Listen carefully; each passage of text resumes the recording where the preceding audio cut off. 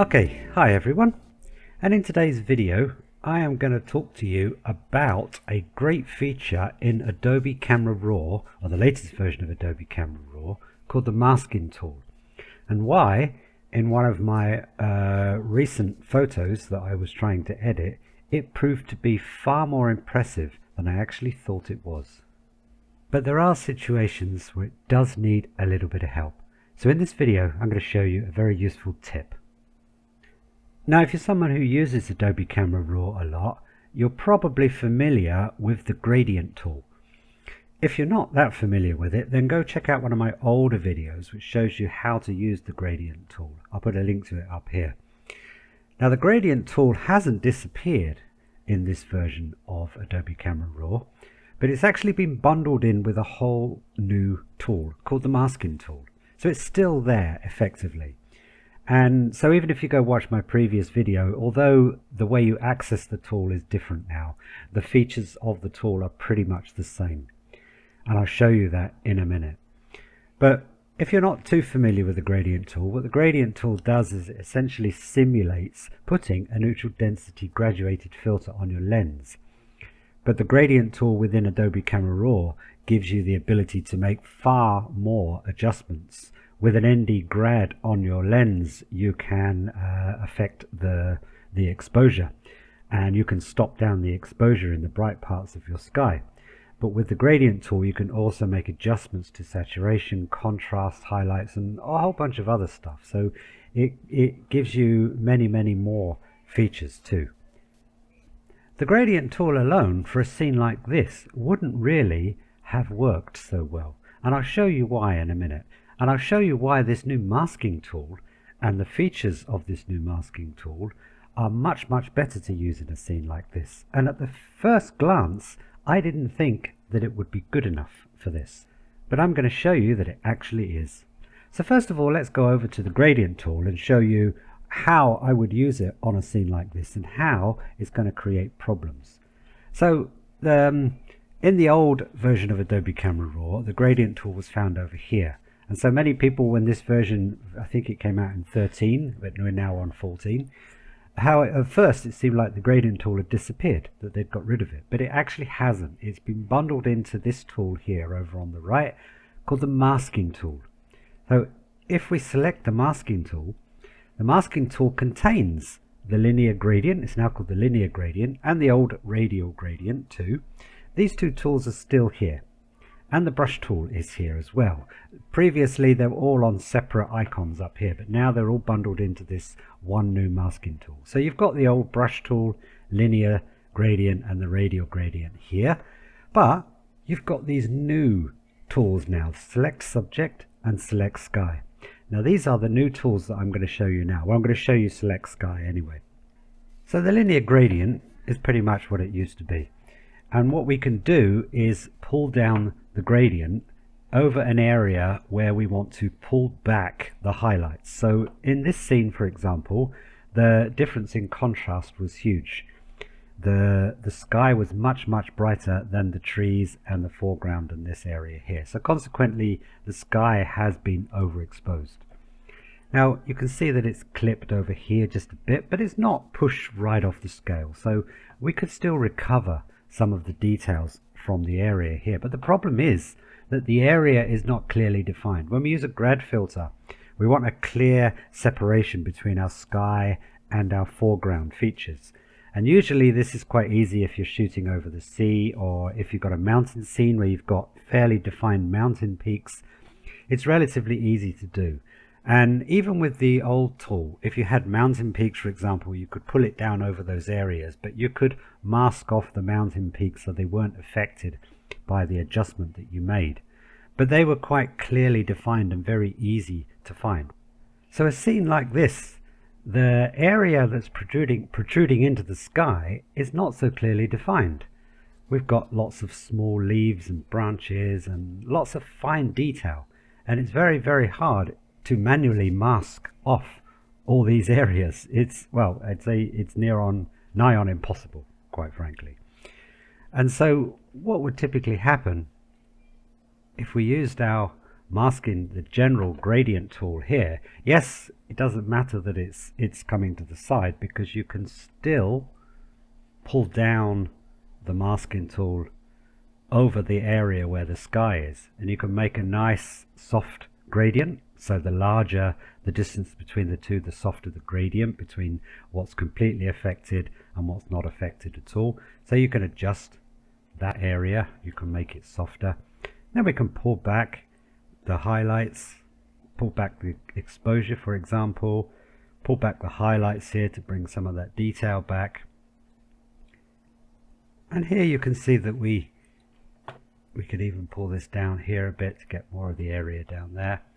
So you can see that we've pulled back that detail, but the problem is we've darkened down all the tops of the trees here.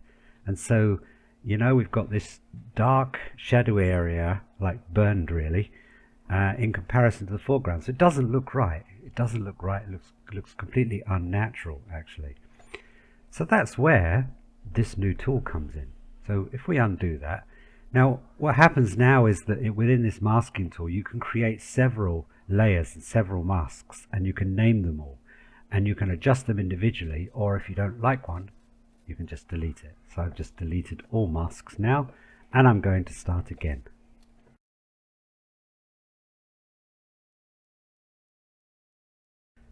So for an image like this, I would use the new features of this tool. And in this case, of course, the Select Sky. The Select Sky tool does what it says on the tin. It masks off and selects any area within your scene that it believes to be sky, and leaves all of the subject areas untouched. So essentially masking them off. So we will only make adjustments to the sky area and nothing else. Now previously I've used this on scenes where there's been mountains, and it's done a good job, but I've never actually believed that it would do a good job on a scene like this until I tried it for the first time, and I was actually really impressed. Now this tool uses AI, artificial intelligence. Now artificial intelligence we all associate with robots, Terminator, iRobot, all these movies, and it's quite a scary thought actually that this is being developed. But I think at the moment we're reaping the benefits of it photographically and in the computers, and thankfully we don't have to worry too much about the dangers of AI. That's probably something that our kids will have to worry about, not us. But we can enjoy the benefits of it within computers and photography. So I'm going to show you now at one click of a button how this will automatically detect the sky and mask off the rest of the scene. And then we'll go in close and we'll see how good a job it's done. So while the tool itself is pretty impressive, there are a few little things that you need to do in order to help it along.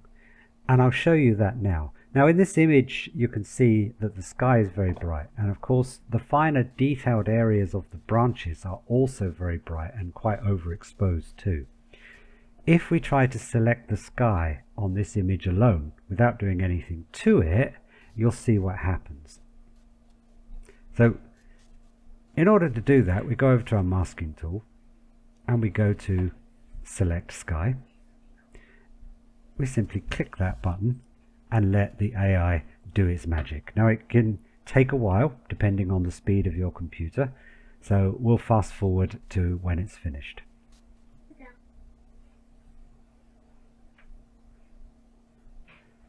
So here we can see it's completed its work and it's selected all the areas that it believes to be sky.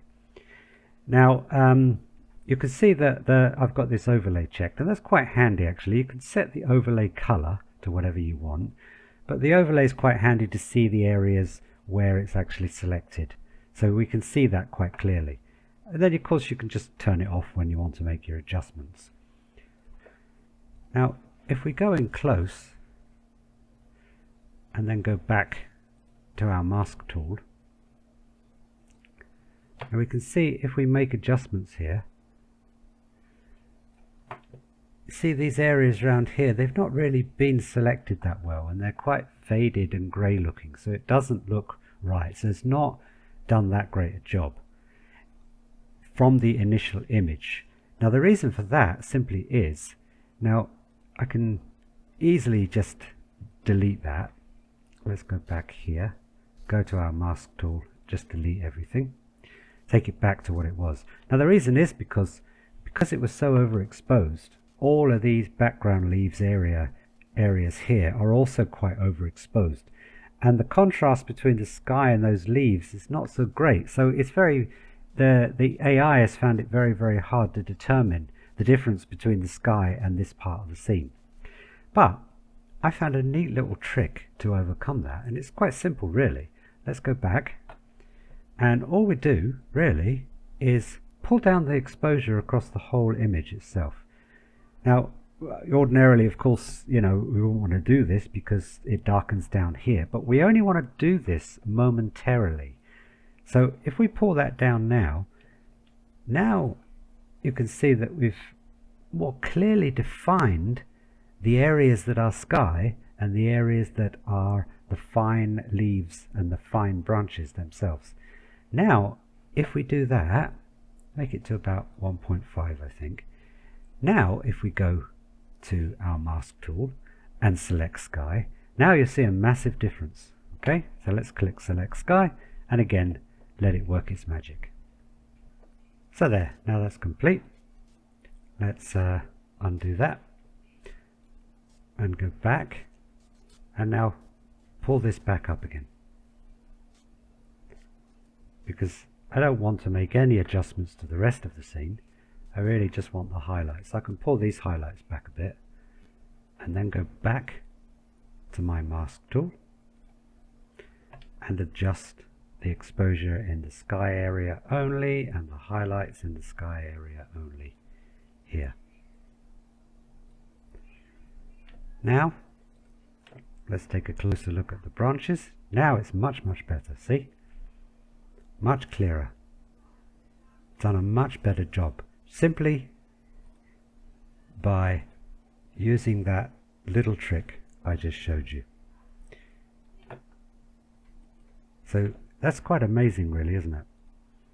With a little bit of help, just to darken down those areas to make a bit more definition, I've now got a much better overall picture.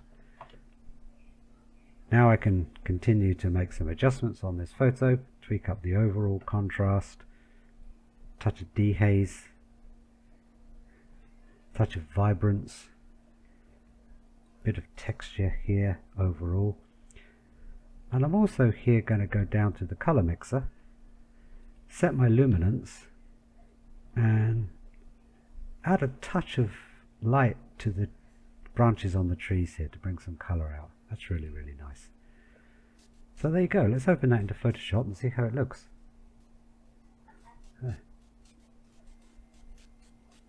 Fantastic. Fantastic. Now I could never have masked that off manually. So the new masking tool, this AI within Photoshop, with a little bit of help, understanding how it works and maybe giving it a little bit of help along the way, I've actually managed to create a fantastic photo that otherwise I probably would have binned this image. So there you go, a true test of the masking tool and the select sky feature within Adobe Camera RAW. Hope you found that useful, and I hope you found that tip useful about reducing the overall exposure in order to help the tool along with selecting the sky and masking off all of the subject areas, especially where you have very fine detail. So thanks for watching, and if you're new to this channel, please subscribe. If you like this video, please give it a like and go check out some of my other videos, and catch you later.